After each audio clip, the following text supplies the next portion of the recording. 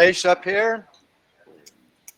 Lexa's not feeling well today, so she asked me to fill in. So welcome to our Rotary meeting here this week. Let's start off with a Pledge of Allegiance. Pledge of allegiance to the flag of the United States of America.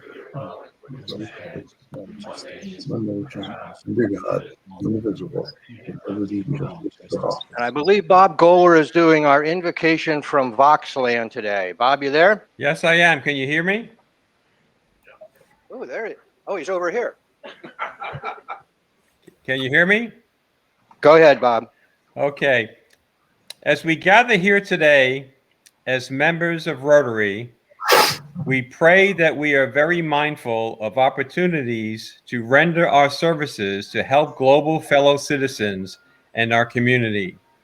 Keeping in mind, always remembering the values of life, exerting our efforts in those areas and on those things upon which future generations can build upon to eliminate poverty, improve health, eliminate suffering, and improve the quality of life. Let us Rotarians continue to strive to make a better world. Amen. Amen. Thank you, Bob. Please be seated.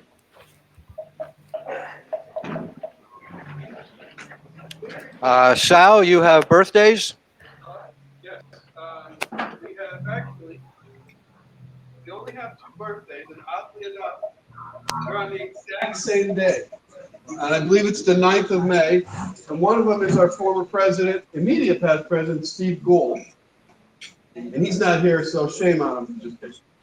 The other person is a special one, and I hate to show any favoritism, but is it you, Sal? No, it's not me. It's Ralph Lewis, who's going to be 90. Happy birthday, Ralph. I think so. We could do this. We're going to wish him a happy birthday the old-fashioned way. Ralph, there's a little piece of cake for you. That's only one candle, but it's a big ass candle. And I think we sing happy birthday, right? All right, I think we need to sing happy birthday. Happy birthday to you. Happy birthday to you. Happy birthday, dear Ralph. Happy birthday to you. I'm sorry. We live in our valley. Yay. Happy birthday, Ralph. I'm sorry. And Melody. Didn't have my list. You have cake for her too? Yeah, I'm gonna have cake for her. She's Yeah, not we're even gonna- 90. Let her eat cake. When she's 90. When she's 90. All right, Sal, you have some guests, I think, to mention? We actually have one guest, 2 guests, the speaker, and I'll let Megan introduce our speaker. But Keith Hefter is back for a second round. Keith. I think Keith's a member now, isn't he? Not yet. Not yet. It's gotta be close. Right. Okay. And so we have one of Emily as our next of our speakers too. So we didn't get from the list, so I'll probably get fine. We have Bob Hova on Fox. We have our DGE on Fox. Okay, one other person I want to mention, Eileen is here. Eileen just taking a bite of breakfast there. Eileen is a new member. Please welcome Eileen. We have her here today. All right, I think, unless I'm mistaken, we're at club announcements. What do we have for club? John? No? Eric?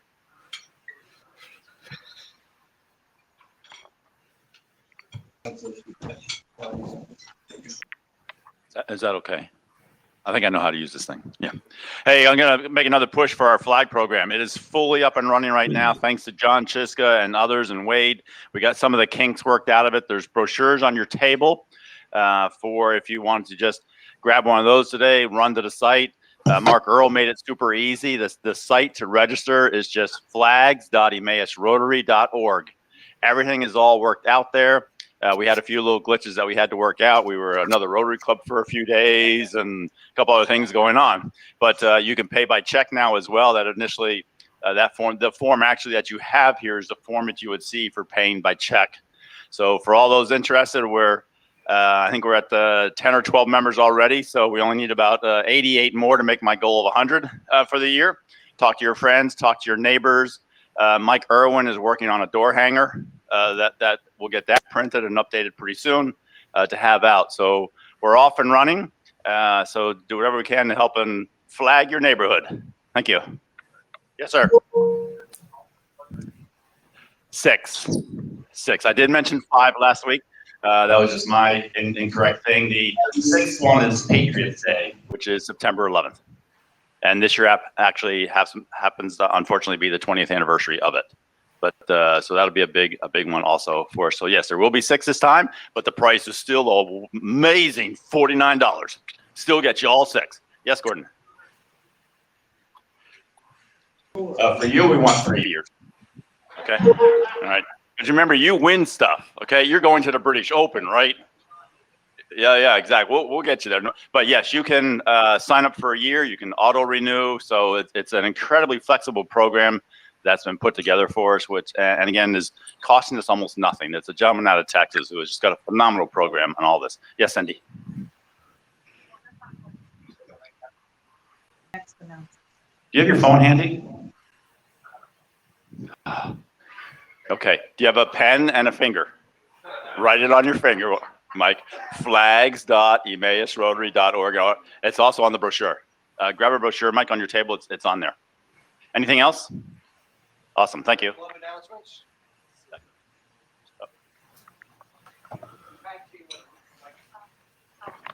Hi, can anybody help on May 19th to distribute food at Emmaus High School? It's from 9:45 to 12:30. I can't do it, and we're trying to get more volunteers, but we're really blank that day.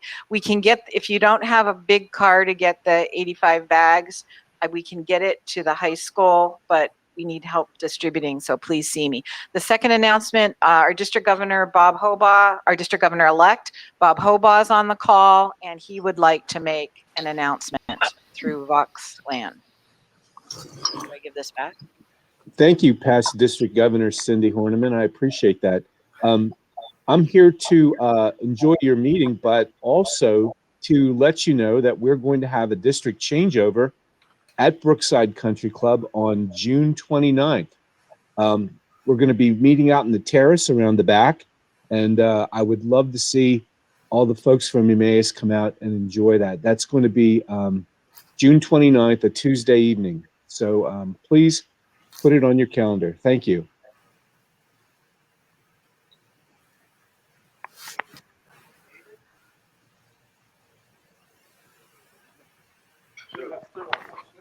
Yes, this was actually a tag team on Eric's announcement.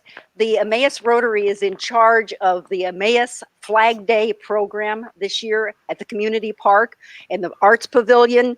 And it's at 6 o'clock in the evening on Flag Day, which is always June the 14th. We have an hour program, a speaker that has been a Navy SEAL 1 team, and a consultant to the Naval Academy will be our speaker. We have representatives and senators who will give citations and certificates to our winners. We have all the students in the East Penn, in the 5th grade and 8th grade in the East Penn area, that's East Penn schools and charter school and parochial schools, were invited to write an essay or a poem about what the American flag means to me. And we've collected those, and they will be judged, and those are the children who will be featured at the program. So they will get to read their essays and poems. It's going to be and we also are going to have some children who are going to be in charge of the music, since the Emmaus Chorale can't sing because of the pandemic. So it's going to be a great time, and that is again June 14th at 6 o'clock in the evening at the Emmaus Community Park. And don't worry, I'll be making this announcement from now on. Thank you.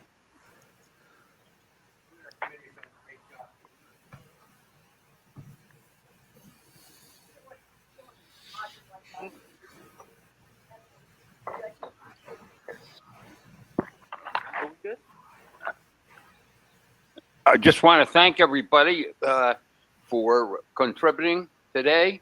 We got $53, but we got, 3, maybe 4 boxes of food, which was excellent. Everybody really remembered to help me this time, and the part of the food bank, I thank you. And thank you for my birthday wish also.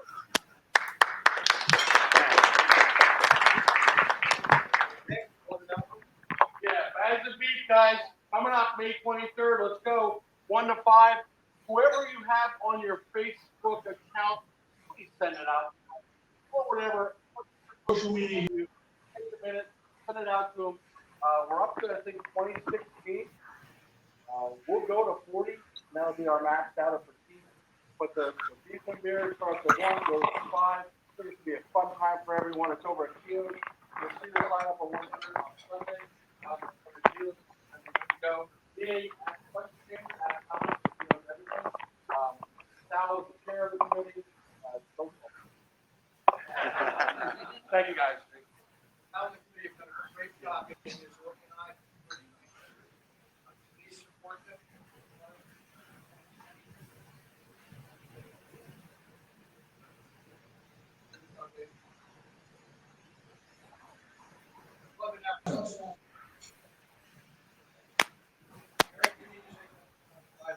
Yes, no, we discovered last week when we were, or last month when we were doing the elections, that we had forgot about putting term limits into our bylaw revision last year. So I sent out an email yesterday. It's basically just one line that's being added to the bylaws that just says directors are limited to 3 years.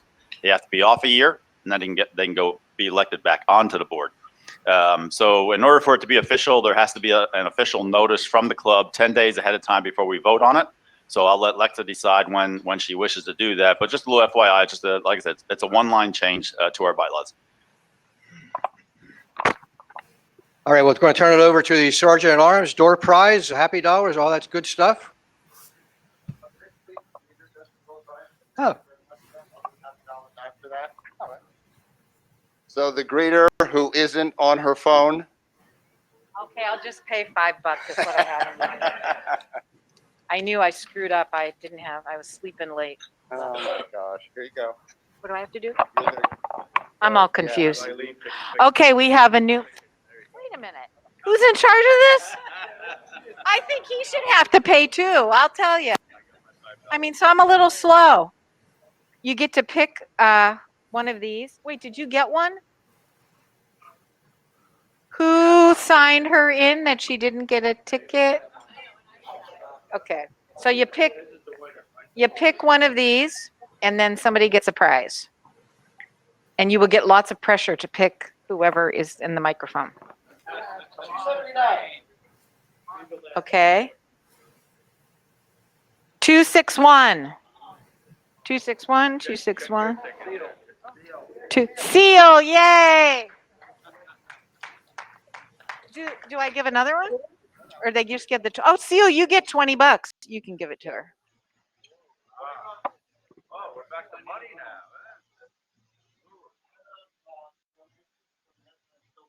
Donations for the door prizes that we give out here. So that's why we went back to $20. I would also like to point out, I have a nice start in this pocket of all the money. Remember, this month, any Happy Dollars raised will be matched by our birthday boy. So, that's trying to keep my Happy Dollars to meet the budget. I'll have to move along. All right, let's go to Happy Dollars. All right, I got some $5 bad boy dollars. I signed up to be at the table this morning, and somehow the brain never woke up this morning. So $5 for that. And Eric, can we include the Columbus Day for the flags?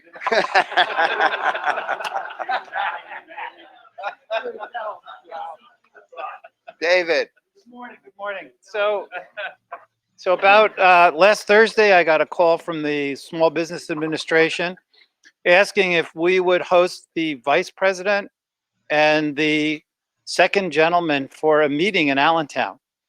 Up until Tuesday, they were both coming to Allentown. It was a secret meeting. No one was to know. There was a need to know basis.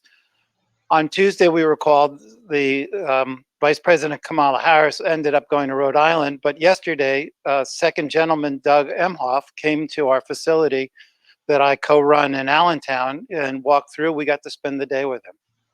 So it's pretty cool because the security was intense. They had the roads blocked. They had the building searched with dogs. There were 12 Secret Service agents. It was pretty wild. But if you look at the morning call, it's on the front page.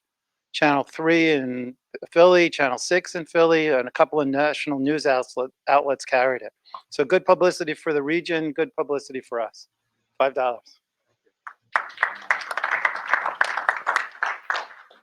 Bill, welcome back.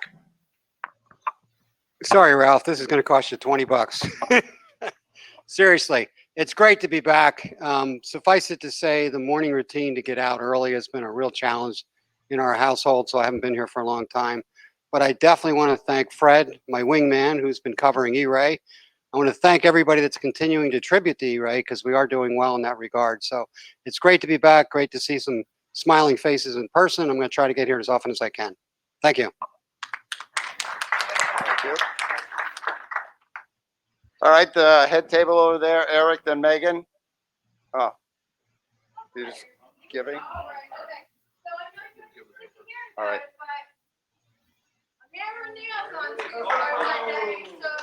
I just want to thank everybody. Sorry, Eric.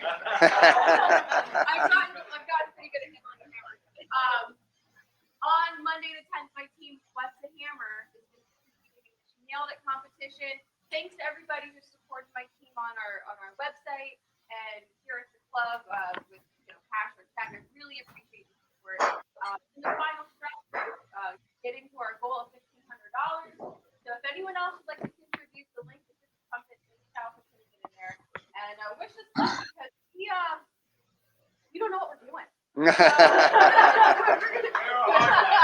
We know what we're doing. We're raising money for Habitat for Humanity. That's Good. really the goal, and it's been having fun. Thanks. Awesome. Oh, here's my money. Megan, Thank you. Yeah, are you trading that for this? that will be next year. Yeah. Eric, did you want to move to another table? No, I've seen her hammer. She's good. Put it all over the place. Yeah, exactly. Just a good happy $10. But I'm just happy I could finally head back to Cherry Springs today. Stuff hopefully over the weekend, so happy to get also to a place where I just kind of chill out for that. So Thank you. I'll be giving. And I am putting in 10 happy dollars because my son, at 35 years old, with 2 kids, still working his job, has finally graduated and has an electronics. Yeah. That's great. Great job. Megan, I'll turn it over to you to introduce our program.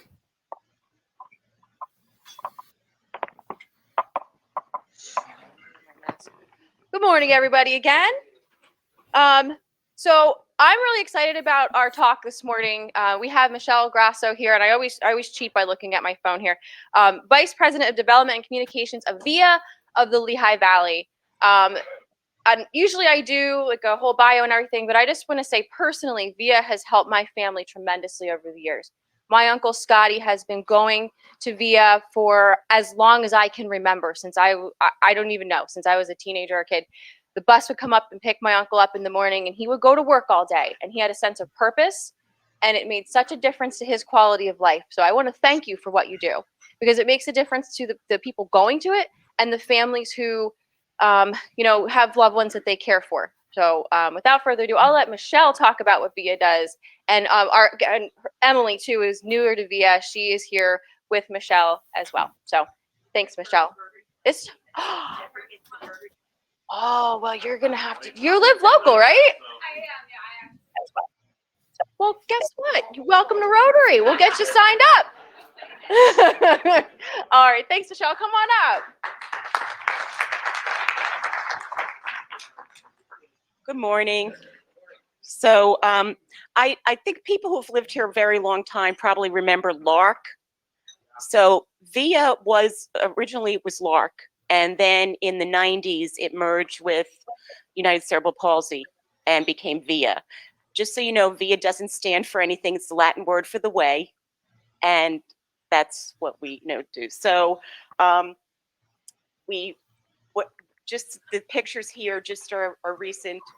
I just want you to know, so the pandemic when that happened, it was for everybody crazy, and we didn't know what was going to happen. But what the governor said that what we do was life sustaining. So we were serving 800 people a month, and in April we were down to 157. We triaged those who lived alone, the people that actually we support essential workers working in grocery stores. So we had our staff or janitors, working with that. There's like, I think we were 10 people. So, what we do is really, really important. And we have a video to show which really gives the history and background. It's 3 years old. Not all the staff are still here, but and just in case you might recognize me at all, I worked for Meals on Wheels of Lehigh County for 9.5 years, so I have spoken to you guys before. But anyway, here we go. I hope it plays.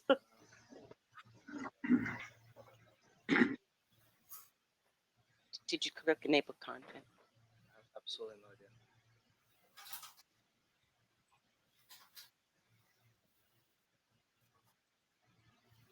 I think you started at the beginning.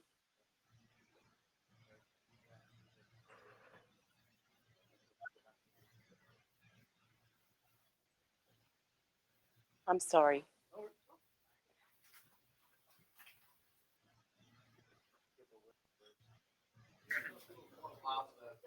What? Oh, so I was glad to hear your story, and later on in the presentation, that's it. Yeah, enable content. There we go. Thank you, AV Club. So here we go. Should clip. Emily, it's not working. It should just, it's embedded.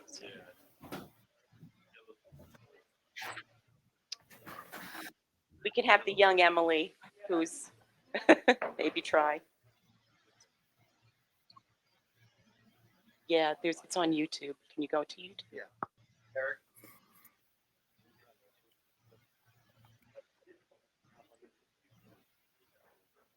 I'm so sorry. But anyway, we serve, just background, we serve children in early intervention, 0 to 3 years old. And then we skip over, well, that's not true. We have, I don't know if you know Lehigh Children's Academy on Hamilton Boulevard. That's a VIA facility. So that's an inclusive early childhood care center with also pre-K and kindergarten. So about 18% of the kids there have disabilities. And that's part of our program. And then we have we go to the teens, 14 to 21, who we work with the schools. We work for pre-employment transition services, so that the earlier that you get to kids that have intellectual and developmental disabilities, the more likely they are to become employed. And then we have adult programs.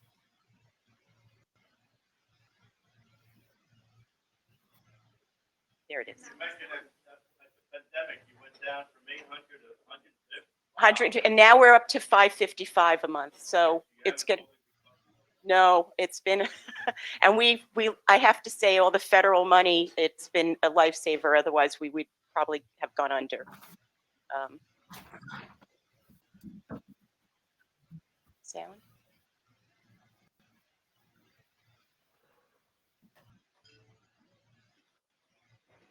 I'm so sorry.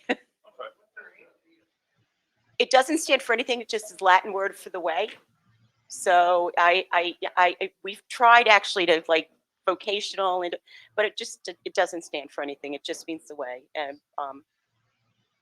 I wasn't involved in that decision. I probably would have stayed as Lark because people really recognize Lark. So when my uncle would go, my uncle has cerebral palsy. Right. And he would go and he would like sort like buttons and things like that. Like what kind of programs do they get involved with during the day? Okay, so we have for adults, for employment, we have a workshop, which is the traditional what people think about with people with intellectual and developmental disabilities. We contract with employers, so Crayola, Reeb, Doors, Redeeming Beauty, you know, all those beauty blender sponges. We've are in the workshop done that. Then we have another level, small group employment. So it's sort of taking that workshop model out of the workshop and bringing it to a company. So Cigars International has the biggest. We do all their sampling. So about 50 people in normal times work at Cigars International. This not working. Okay.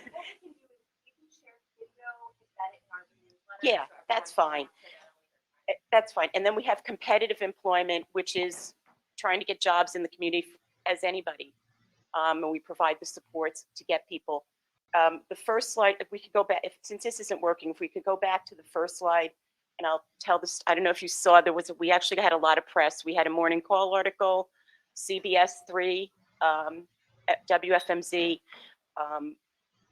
back to, if you go back to the first slide to show you a picture of Allison.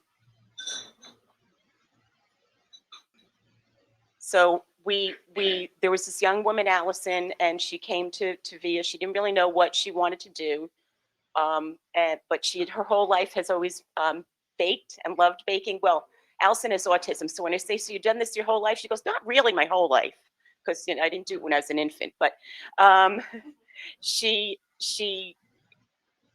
we made a portfolio of her showing her cupcakes. And what we ask businesses to do is to allow our participants to come and try out a job. So Sweet Girls Bakery in Easton let Allison come and try out the job. They loved her so much that they hired her. She's been there about 1.5 years. She is now the head baker. And during last month was Autism Acceptance Month, and she created a cupcake, which was a vanilla cupcake dyed blue with buttercream, and she went and ordered special puzzle piece cookie cutters, and so that, and part of the profits are going to VIA, but it was a great story. I don't know if you saw anything about that at all, but she's an amazing woman, and she still has issues, as we all do. What was great is the bakery owner was so open-minded and said, just like anybody on a team, we all have something. And so we just ask employers to please give our people a chance. They'll be supported. We don't just say, here's somebody, bye-bye. There's a guy, Robert, who's been working at Josh Early Candies for about 14 years. The first couple of months, he was like, I quit. Every day he was going to quit. But he's been there. He's part of the team. It's just really great. We have a number of people like that. So, as I said, during the pandemic, we went down in services. I was going to, what happened originally was one of the moms, and one of the slides has that, when this happened, they live far away, and they were so worried because their daughter Amanda lives alone, and has autism. But we made sure we went in there, we supported her, and she's able to live, independently, and it's really great. I don't have any pictures, so I can't point to things. I'm just off the cuff. So yes, and I'll tell you, part of the passion for me is, oh, go ahead, I'm sorry.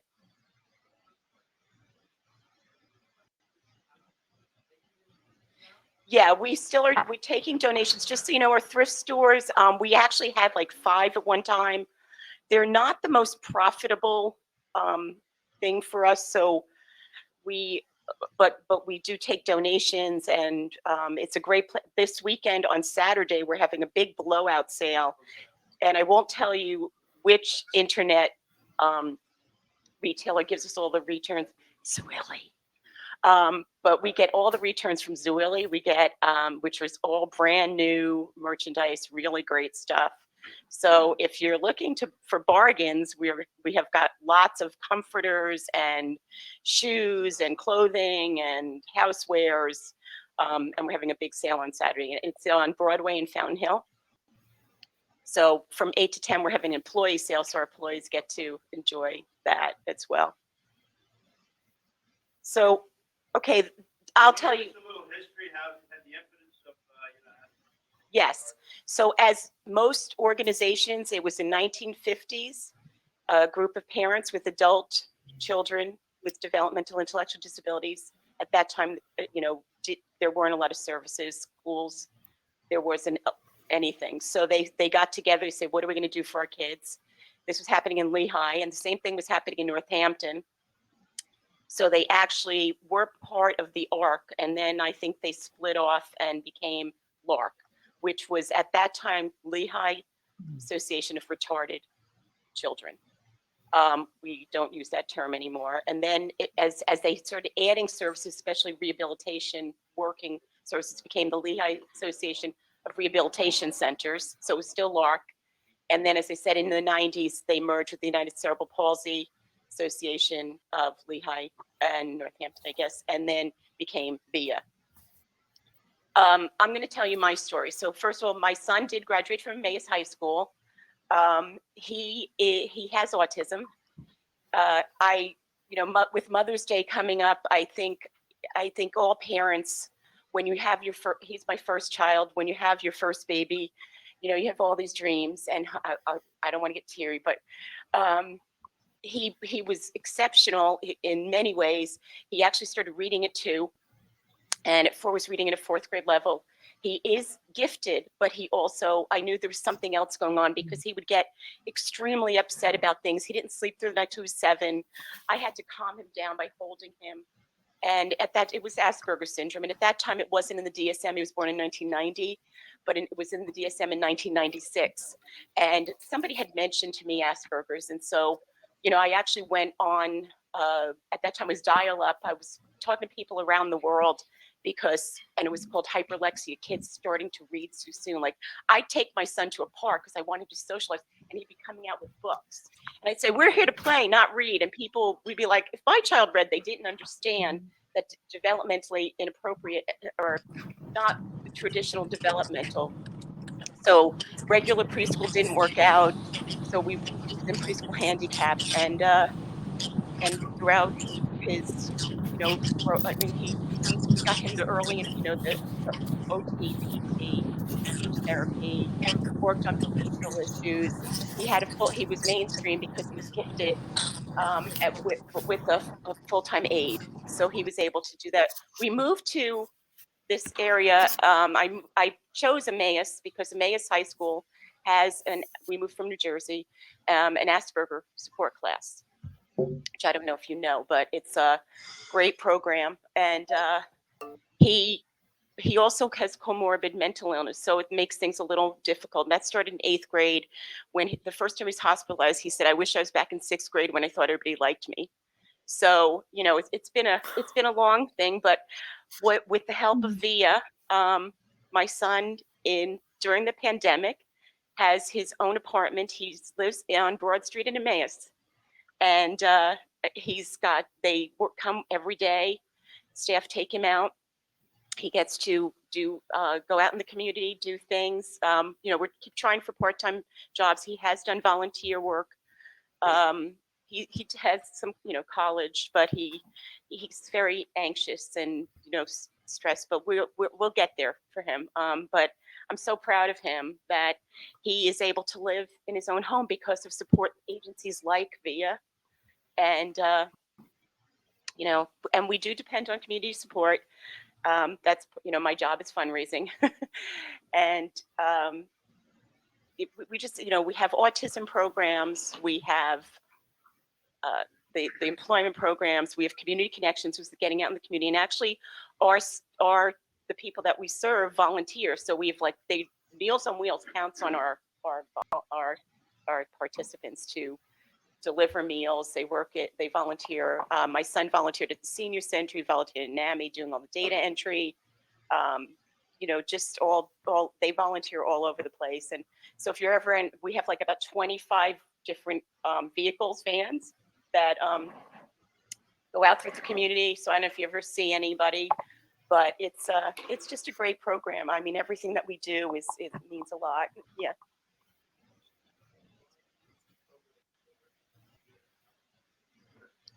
Well, most of our funding comes from Medicaid waiver money, and then we have some base funding, but the rates that the government pays us are not high enough. So I have to raise probably about 800,000 a year. So, I do a lot of grant writing. We do appeals, you know, coming to clubs like this, trying to find more people to just even know about it. A lot of people don't know about VIA because they know about the VIA Marathon. Have you seen the marathon? So they think we're a marathon. No, we're not a marathon. The marathon, we're not a thrift store. The reason for those is to support our services. No, we didn't. We canceled the marathon this year, and we don't know what we're going to be doing going forward. With COVID, I think for a lot of agencies, if you talk to them, there's been silver linings. Not that we ever wanted a pandemic, but I think it may probably for your businesses as well. Step back and say what's really important and what should we be putting our resources to.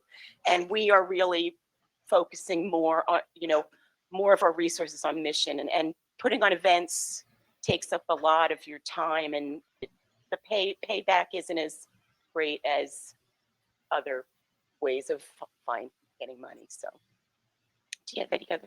What are your top Well, we only had what we have in the past was a basketball, but the VIA High School All-Star Hall of Fame, and the marathon. And we did have a golf tournament. We discontinued the golf tournament last year. The events, honestly, events are just return on investment is not really good. And what is with a marathon is people who run in a marathon care about running. They don't necessarily care about our mission. So it's not as if we then after the marathon have all these donors. So what we're looking towards is maybe finding an event that would fit more with our mission. We do have 2 participant events. In normal times, the holiday party and a spring ball, which is, you have to it's the most wonderful thing. There's one of our participants, Patrick, has autism. And at our last holiday party, he ran, when the music came, he ran over to me, danced one dance, and then said to his mom, "Okay, I danced, now let's go home." So, but it's seeing their people's joy and being with their peers and their friends. And so we're looking maybe to make one of those events more of a fundraiser as well, that it fits with our mission. Any other questions? I'm so sorry about the pictures.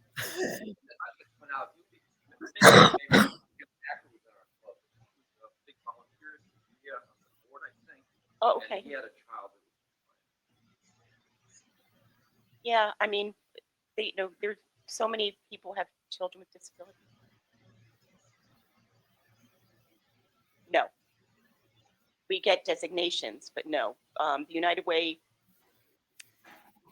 we did years ago, and then, basically they concentrate on food access, seniors, and education right now. So we don't really, probably maybe some of our people might benefit from that, but they're not really interested. But I'm actually on the United Way Public Policy Committee. So just my background is actually very varied. I lived in DC for 10 years, and I did work for GAO and Congress. I have a master's in public administration from George Washington University. Then when I moved back, I was a lobbyist, small L, because I worked for Trademark Law Association. And then when I had my children, I stayed home with my children, which was good because my son wound up having autism, and it was very important that I took a lot of classes and made sure that he got everything he did. Work the PTA president, the special ed. When I went back to work, I started fundraising for an association for developmental disabilities in New Jersey. So then I came here, and I was at Miller Keystone, Meals on Wheels, and now here. So yeah. Would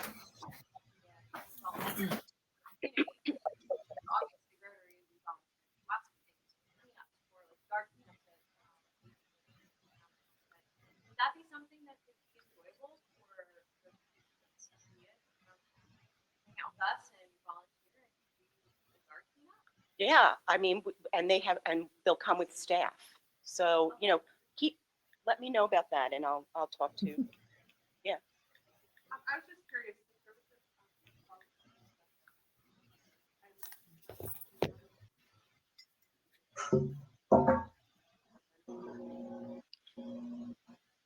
Yeah, so we normally serve about, what, 2,500 a year, so it's 2,500 different people. There are other agencies like VIA. So, you know, people have choice of where they want, you know, which agency they want to go. There's some profit making, some nonprofit. One of our biggest things, what I was talking to you before, is right now we're having a real hard time finding staff. I think you know, it's really difficult. So we have waiting lists, and it's not because we don't want to serve people. It's just because we just can't find the staff. We recruit all the time, and it's just really difficult today. I don't know if you guys are finding the same thing, but yeah, it's, so there are more people waiting, and that's a tough one. How can someone volunteer? Okay, the problem with volunteering with VIA is we have very, very high training and licenses that we have to meet all these requirements. So, and with HIPAA, we actually don't have that many opportunities for volunteering, which is why I'd like to look to maybe the holiday party or the spring ball, because that could be something that we could have companies come and do the registration, you know, dance with the participants, you know, maybe do some entertainment. The other thing is maybe, you know, we're always exploring things. So but right now we don't really have like the volunteer opportunities as much as I wish we did. But anybody else?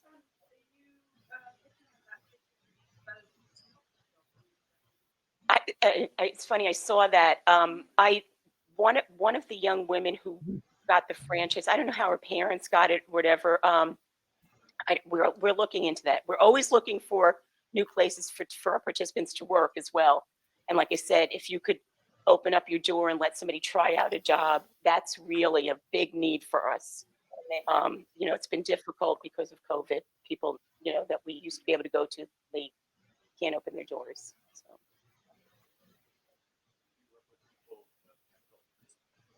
So many of our participants have have dual diagnosis. Like I said, my son has both mental illness as well as autism. So yeah, and we're trying to we're always looking to expand that into our mission. So we're actually looking at that to add more services that way. You mentioned about grant writing. Imagine you're reaching out to a large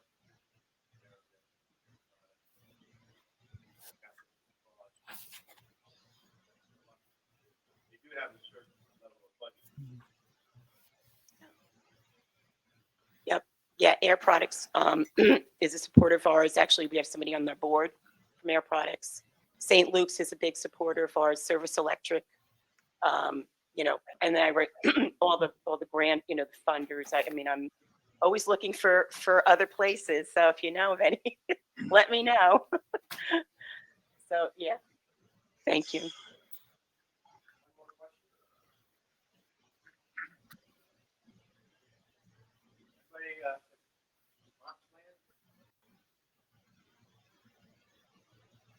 Oh, box. Anyone online today that has a question for Michelle?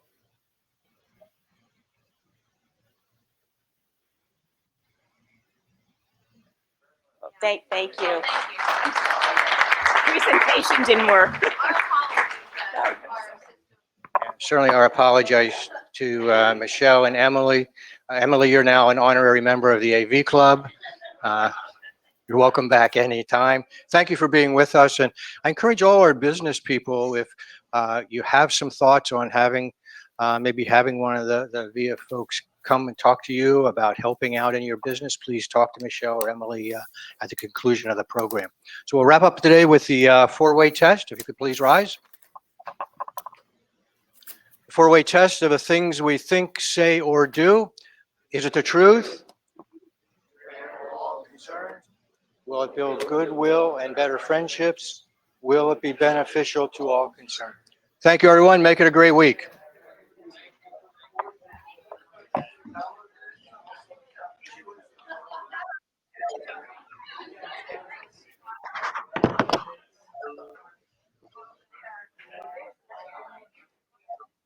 Good job, Mike.